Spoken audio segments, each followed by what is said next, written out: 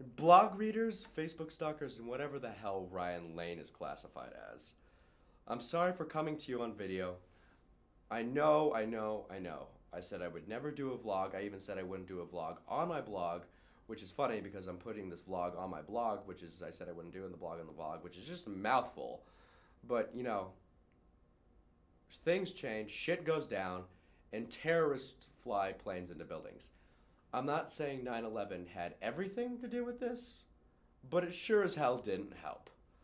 I don't know if you guys have been following the situations in the Middle East right now, but I have, and I saw this picture about like a month ago on the BBC of a man on a camel holding a baseball bat that was on fire with nails pounded into the baseball bat, and he was just slamming the baseball bat into a mailbox. He was just on a camel, just riding, just destroying shit. And I don't know what you guys thought of when you saw that, but all I thought about was I gotta go to Priceline. I gotta go hit up William Shatner, go get a good deal, and get my fucking ass to Egypt and go tear some shit up.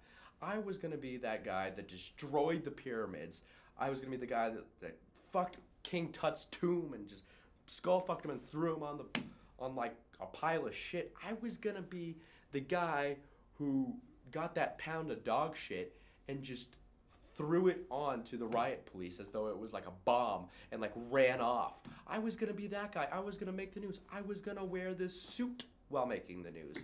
I was gonna. It would have been awesome. It would have been the best spring break of my life. It would have.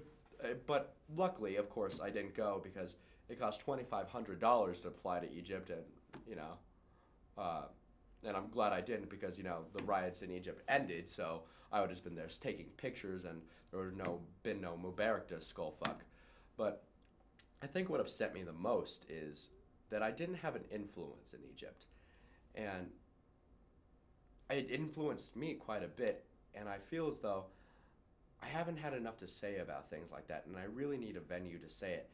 And tonight I'm going to use this blog just for tonight to go for something serious because as of right now, Saudi Arabia is sending tanks into Bahrain.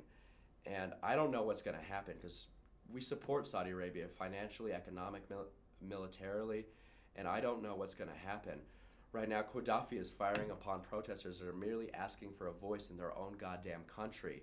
Men and women in Libya are running into the bullets. They're running into the bullets for their freedom and freedom to speak and write and practice their own religion. The streets of heaven tonight are too crowded with angels. They're too crowded with courageous men, and I'm sick of it. I'm sick of not having a voice. And I haven't done nearly enough. Not nearly enough, not nearly enough, not nearly enough, not nearly enough. And I'm taking tonight to take a moment and offer a solution. Because these are ominous days that lie ahead of us. Days with hard solution and complex problems. Days with swift and shocking developments, which force every man, woman, and child to look to defense in the coming new light of new, shocking tragedies that plague our society. Days where Facebook, days where Facebook can take down a society, and the voice of the few can influence the voice of the many. I'm lending my voice tonight and my blog to this specific cause, hoping that a few of you will listen. I finally started the League of Ordinary Men. We can't, and I started it tonight because we cannot, we should not, and we will not wait any longer to save the world. And I look around at my friends, and I don't have any doubt that we can't do it. The people that we grew up with, the people that we saw affect our communities, our world, our nation, our town, our school, they can do it. We can do it. Do you guys have any doubt in our friends, the people that we grew up with? Do you think that they cannot save this world? Do you think that they're somehow unqualified to lead? We are some of the most motivated people I have ever seen. Together, we can create a group that works together and actually focuses on problems that we care about. We can shape the world in our own image. We can do it. We can do it. Egypt was overthrown by creating an event on Facebook. Southern Sudan was freed not by bullets or government intervention, but by a camera crew shining light onto the genocide that was happening in Darfur, of the terrible, terrible genocide that the UN did almost nothing for. Surely we can be the few. Surely we can be the ones to stand up and click like on Facebook. Surely we can be the ones to write a paper that gets published, that influences people. Surely we can be the ones to stand up and support the people that are trying to bring light to the darkness on our areas in our world. We can be that shining light. We can be those people. And tonight, we need to be. We need to stand behind everything we need to do. We need to stand behind the people that need us. We need to stand behind the people that are trying to change the world and touch the face of God. Because we can accomplish great things if we set our mind to it. We can actually fix problems instead of just talking bullshit about it. We can be that model the world looks to as a group of intelligent, concerned, hardworking people that can say, this is enough.